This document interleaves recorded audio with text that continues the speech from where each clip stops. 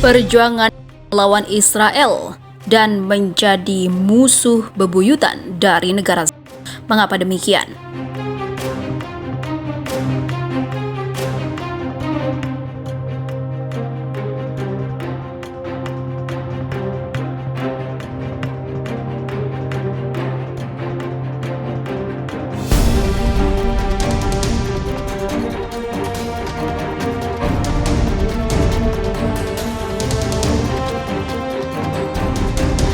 Adalah organisasi politik dan militer yang sangat kuat di Lebanon.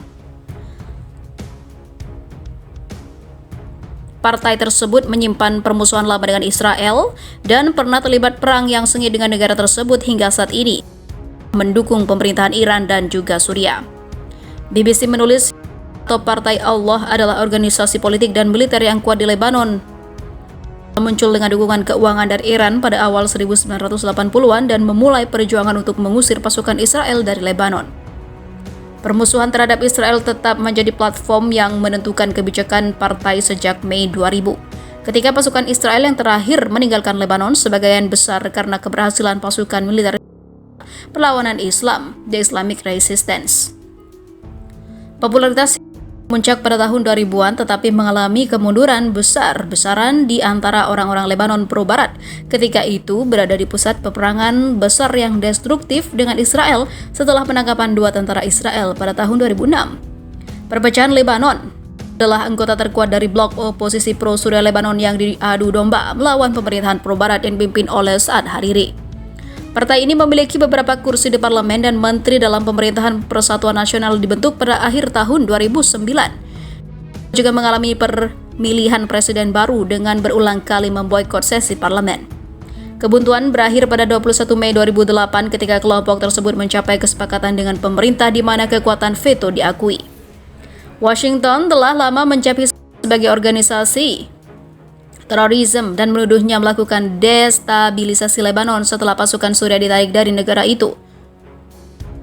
Menyusul pembunuhan terhadap mantan Perdana Menteri Lebanon Rafiq Hariri, gerakan itu telah lama beroperasi dengan dukungan dari Suriah yang berdekatan melindungi kepentingan di Lebanon dan berfungsi sebagai kartu bagi Damaskus untuk bermain dalam konfrontasinya sendiri dengan Israel mengenai pendudukan dataran tinggi Golan.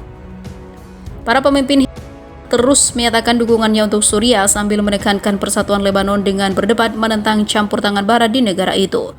Selain pengaruh politik, memiliki daya tarik yang luas dengan menyediakan layanan sosial dan perawatan kesehatan.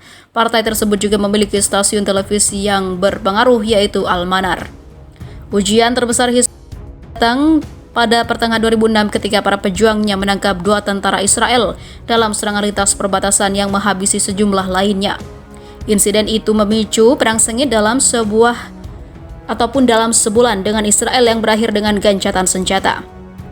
Setelah selamat dari serangan militer besar-besaran, menyatakan kemenangan meningkatkan reputasinya di antara banyak orang di dunia Arab. Namun para kritikus menyalahkan mereka karena memprovokasi kehancuran besar-besaran yang ditimbulkan Israel di Lebanon. Meskipun ada 2 resolusi PBB 1559 yang disahkan pada 2004 dan 1701 yang menghentikan perang yang menyerukan pelucutan senjata milisi di Lebanon, pasukan militer sebuah langkah yang tidak populer secara universal dengan warga wilayah tersebut, namun partai menekankan bahwa visi Islamnya tidak harus ditafsirkan sebagai niat untuk memaksakan masyarakat membentuk Islam pada pendudukan Lebanon. Sementara itu, Erdogan memang yang terbaik. Turki kirim bantuan ke kamp Rohingya di Cox's Bazar. Muslim Rohingya bergembira. Sebuah pesawat kargo militer Turki yang membawa sebuah rumah sakit darurat beserta peralatannya berangkat ke Bangladesh pada Sabtu pagi, menyusul kebakaran hebat yang terjadi pada 22 Maret di Cox's Bazar, tempat ribuan pengungsi Rohingya berlindung. Atas instruksi Presiden Turki Recep Tayyip Erdogan, Otoritas Manajemen Bencana dan Darurat Turki atau AFAD dan Kementerian Kesehatan bersama dengan Kementerian Lingkungan dan juga Urbanisasi mulai bekerja untuk mengirimkan bantuan ke wilayah tersebut. Sebuah rumah sakit lapangan baru yang disiapkan untuk membantu rumah sakit lapangan Turki yang rusak agar dapat beroperasi kembali dimuat dalam pesawat kargo militer tipe A400M di Bandara Militer Etimesgut di Ankara.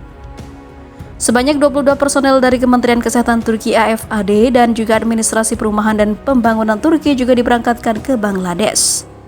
Rumah sakit lapangan Turki adalah salah satu pusat perawatan kesehatan terbesar di kamp pengungsian yang disebut-sebut sebagai yang terbesar di dunia. Kamp itu menampung lebih dari 750.000 pengungsi Rohingya yang melarikan diri dari kekerasan dan juga penganiayaan di Myanmar pada Agustus 2017.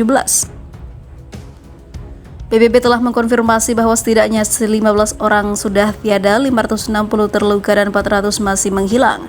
Sementara setidaknya 10.000 tempat berlindung hancur akibat kejadian tersebut. Badan-badan kemanusiaan Turki lainnya juga telah mengerahkan sumber dayanya untuk menanggapi keadaan darurat.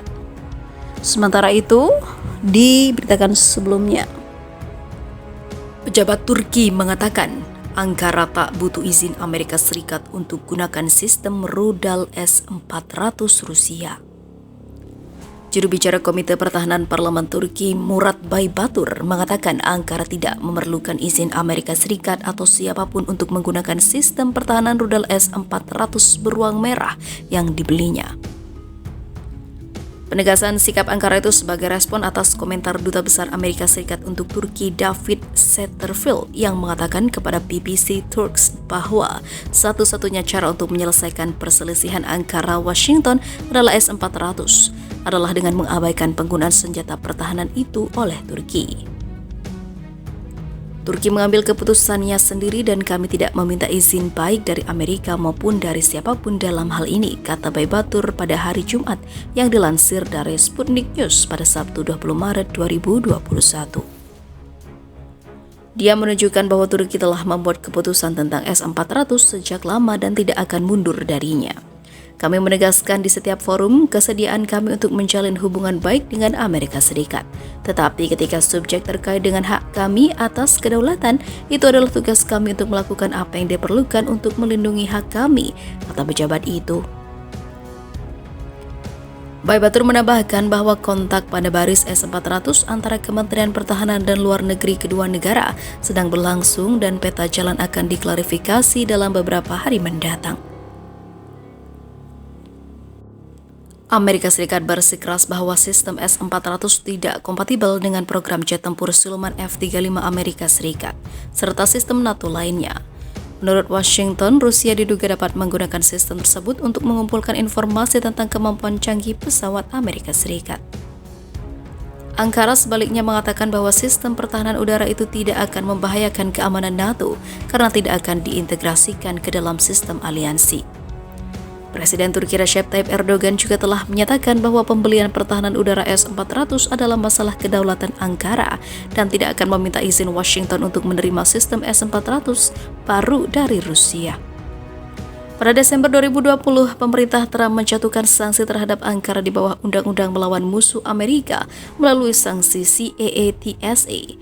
Sanksi tersebut menargetkan 4 afiliasi presidensi industri pertahanan Turki, termasuk kepalanya Ismail Demir.